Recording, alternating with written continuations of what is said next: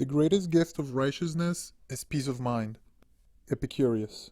The distinction Epicurus makes between kinetic versus static pleasures is the crown jewel of his brilliant analysis of pleasure.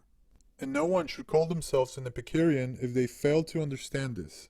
Ataraxia, literally unperturbedness, generally translated as unperturbability, equanimity, or tranquility, was for Epicurus the highest form of pleasure in life.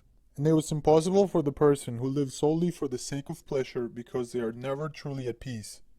Prudence and chastity I built into Epicurus' idea of a good life. That's one thing I found wrong in this thread. Just like people who eat themselves into obesity, people are fucking themselves into misery. Acknowledge the tone of this Anon's post. Despite how much pleasure they claim to be receiving in their life, does this individual seem like a genuinely happy person? Look at the reasoning capability here. Quoting, he can only know you fucked 50 plus guys if you tell him. Does this sound like a person who can secure a happy life for themselves? Can you imagine this person ever reaching a state of equanimity? Hiding who they really are and what they think from the one person they've chosen to spend their life with? This person will never find real peace, and therefore pleasure, and therefore freedom. I find it unfortunate people write this ad without understanding that he was in prison when he wrote those words to speak to your unrelenting life of passion. You are reading the Bastille speak. Those are the thoughts and feelings of a prison cell.